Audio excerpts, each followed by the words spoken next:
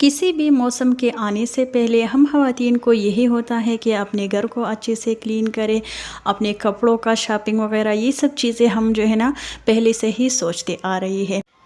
तो बस आज मैं आपके साथ अपना किचन डीप क्लीनिंग के हवाले से रूटीन शेयर करती हूँ और इसी के साथ साथ जो भी सीक्रेट टिप्स है वो भी आपके साथ शेयर करती हूँ कि सर्दियों के आने से पहले पहले मैं अपने घर को कैसे डीप क्लीन करती हूँ, वो भी बच्चों के साथ बग़ैर हेल्पर के। तो अगर आपने भी अपने घर की डीप क्लीनिंग स्टार्ट कर लेनी है तो सबसे पहला जो स्टार्ट है वो किचन से लीजिए, क्योंकि किचन एक ऐसा जगह है जहां हमारा जो है ना बहुत सारा टाइम यहीं पर स्पेंड होता है। तो अगर किचन साफ़ हो तो बाकी घर के काम जो है ना फिर मैनेज करना थोड़ा सा ईजी लगता है। तो बस जी कोई भी अगर आपने लेंथी काम स्टार्ट कर लेना है तो इससे पहले अपने माइंड को बना लेना है। ऐसा ना हो कि आपको जो है ना लेज़ीनेस फील हो रही है या काम करने को दिल नहीं करता है और आपने काम स्टार्ट कर लिया तो यकीन करें वो काम जो है ना कभी भी ख़त्म नहीं होगा। लेकिन अगर पहले से आपने अपना जो माइंड है वो सेट किया होता है कि कल मैं ये काम कर लूँगी तो यकीन करें आपको आसानी होगी फिर। तो कल रात ही मैंने सोच लिया था कि अपने किचन से मैं स्टार्ट लेती हूँ। तो सबसे पहले आज मैंने जो है ना नाश्ता कर लिया। नाश्ते के बाद जितनी भी बर्तन जो है ना वो गंदी हो गई है तो सारे के सारे अभी मैं जो है ना पहले से ही वॉश करती हूँ। ऐसा नहीं कि मैं अपनी किचन के जितने भी बर्तन वगैरह है वो भी निकाल लो और इसी के साथ साथ नाश्ते के गंदे बर्तन भी हो जाएगी। ऐसा आपने बिल्कुल भी नहीं करना। सबसे पहले मैंने अपने चूल्हे को अच्छे से साफ़ किया और मिल्क मैंने रख दिया बॉईल होने के लिए और अभी मैं बर्तन वॉश कर रही थी। तो पहले मैंने सोचा कि चलिए जो है ना लंच के लिए भी मैंने तैयारी चूँकि कर लेनी है। तो आटा पड़ा हुआ था गूंदा फ्रिज में और अभी मैंने चिकन मंगवा लिया है। तो जल्दी से मैं चिकन को वॉश करती हूँ और जब भी आपने चिकन वॉश करनी है तो कोशिश करें कि इसको जो है ना इसी टोकरी या जाली वगैरह में वॉश करें, ताकि जो भी एक्स्ट्रा इंग्रेडिएंट्स है वो इसी जाली में रह जाए और आप आसानी से इसको डिस्कार्ड कर सकती है। आपका जो सिंक एरिया है वो ख़राब नहीं होगा, इसका जो होल है। और आज मैं किचन से बाहर नहीं गई हूँ, होम की भी मैंने क्लीनिंग नहीं करनी है। इसी के साथ साथ जो भी बेडरूम वगैरह है तो वो मैंने अपनी बेटी को कहा कि आप जो है ना थोड़ा थोड़ा करके इसी बेडरूम की क्लीनिंग कर लो और मैं जो है ना अपनी किचन की डीप क्लीनिंग में लग जाती हूँ। और अपने आप को मैंने तकाना भी नहीं है और इसी तरीके से मैं सफाई करती हूँ कि यकीन करें आपको भी मज़ा आ जाएगा। आपके पास अगर हेल्पर भी नहीं है, बच्चों को भी संभालना है, लंच वगैरह की भी तैयारी करनी है तो भी आपको कोई टेंशन नहीं होगी, ना ही आपको ज़्यादा थकावट होगी। तो सबसे पहले मैंने बर्तन वॉश किए, जितनी भी जो है ना नाश्ते के बर्तन गंदे हो चुकी थी। और इसके बाद जो है ना ये जो दीवार है शेल्फ के साथ, तो इसको मैंने अच्छे से जो भी स्क्रब वगैरह है इसके साथ मैंने रगड़ लिया। जो भी दाग धब्बे थी तो वो इजीली रिमूव हो गई। और इसके बाद मैंने जो है ना थोड़ा थोड़ा करके इस पर पानी डाल दिया। ये नहीं कि मैं जो है ना चूँकि वैसे भी डीप क्लीनिंग करती हो तो सारी किचन को मैं जो है ना एक ही तरह से मतलब मेसी कर लूँ, ये आपने बिल्कुल भी नहीं करना। क्योंकि अगर दरमियान में कोई गेस्ट आ जाती है या आपने बच्चों के पास जाना होता है तो आपको टेंशन नहीं होगी। तो सबसे पहले मैंने ये छोटा वाला सा जो शेल्फ एरिया है तो इसको मैंने क्लीन किया और इसके साथ जितना भी दीवार है तो इसको मैंने क्लीन किया। और अभी इसके बाद जितनी भी मैं बर्तन वॉश करती हूँ तो ये सारे की सारे जो है ना साफ़ बर्तन है। लेकिन ये है कि एक दफ़ा इसको डीप क्लीन मुझे करना है, क्योंकि फिर सर्दियों में जो है ना पानी भी ठंडी होगी और इसी के साथ साथ दिन भी चूँकि शॉर्ट हो जाएगी। सो इसलिए काम मैनेज करना बहुत मुश्किल होता है और डीप क्लीनिंग का तो सवाल ही पैदा नहीं होता। तो अभी ये सारे जो ट्रेस है और ये स्पून होल्डर्स, तो अभी इसको मैं अच्छे से वॉश करती हूँ और इन सब चीज़ों को मैं जो है ना फिर ड्राई करूँगी और ड्राई करने के बाद ही मैं इन सारी चीज़ों को अपने अपनी जगह पे ऑर्गेनाइज रखने की कोशिश करती हूँ, चाहे गर्मी हो या सर्दी। लेकिन कभी भी आपने अगर बर्तन वॉश की है तो वो जो है ना मैले बर्तन कैबिनेट्स में बिल्कुल भी नहीं रखना, क्योंकि फिर इसी से जो है ना बहुत बुरी तरह जो है ना स्मेल शुरू हो जाता है। तो आपने ये बिल्कुल भी नहीं करना, बल्कि ड्राई होने के बाद ही आपने अपने बर्तनों को करना है।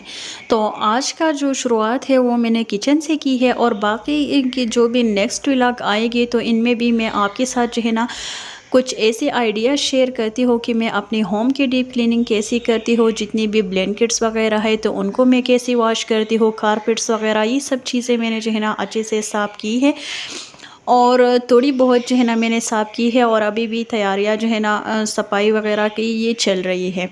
तो वो सारे की सारी मैं आप लोगों के साथ डिटेल में शेयर करूंगी। लेकिन यहाँ पर एक छोटी सी रिक्वेस्ट करूंगी कि अगर आप फर्स्ट टाइम मेरे चैनल पे आ गई है तो आपसे हम्बल सी रिक्वेस्ट है कि प्लीज़ मेरी वीडियो को लाइक करें और चैनल को भी ज़रूर सब्सक्राइब करें ताकि मेरी हर वीडियो की नोटिफिकेशन आपको मिल जाए।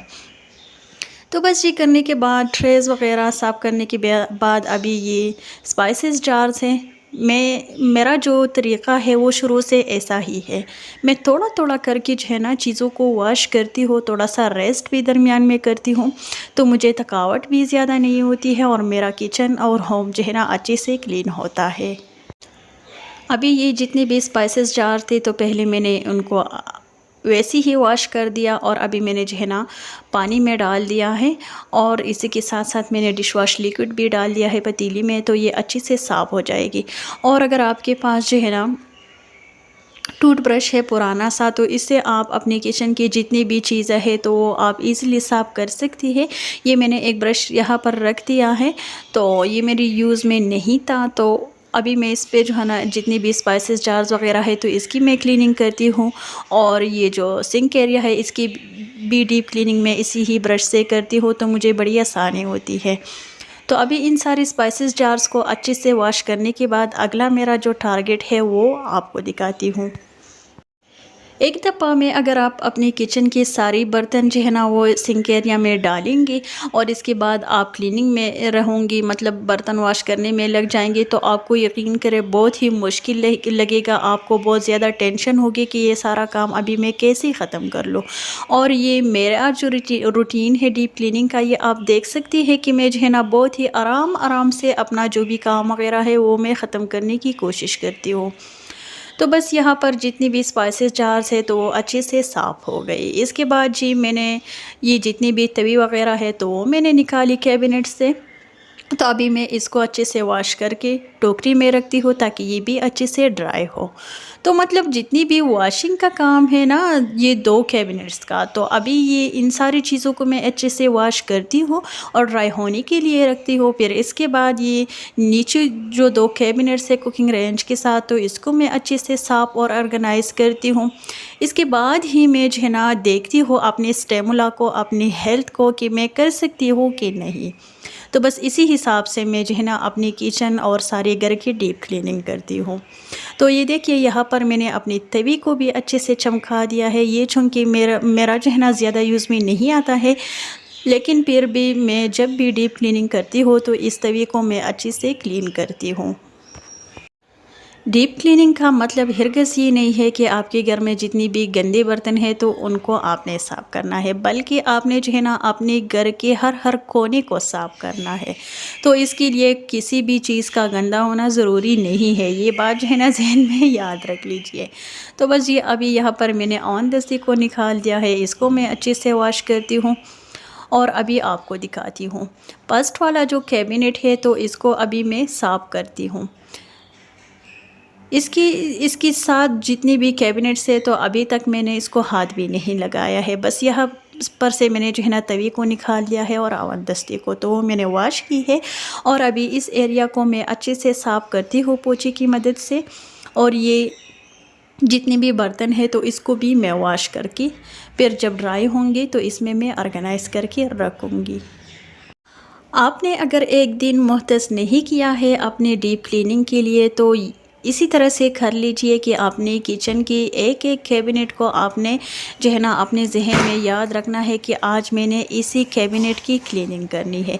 तो इसी तरह से भी आपका घर जो है ना वो डीप क्लीन होगा आहिस्ता आहिस्ता। लेकिन मुझे ये है कि बाकी घर के काम बहुत ज़्यादा है, तो इसलिए मैंने जो है ना आज सोच लिया है कि 2-3 घंटे में जो है ना अपनी किचन के लिए निकाल लूँगी। और ये देखिए अभी दूसरी वाली कैबिनेट का नंबर आ गया है, लेकिन इससे पहले मैंने लंच की भी तैयारी करनी थी। तो सबसे पहले मैंने जो है ना चिकन को डाल लिया हांडी में, और इसी के साथ साथ टमाटर और लहसुन ये सब चीज़ें मैंने एक ही साथ में डाल दी। मैंने कहा कि चलिए बाद में इसको जो है ना सेट कर लूँगी।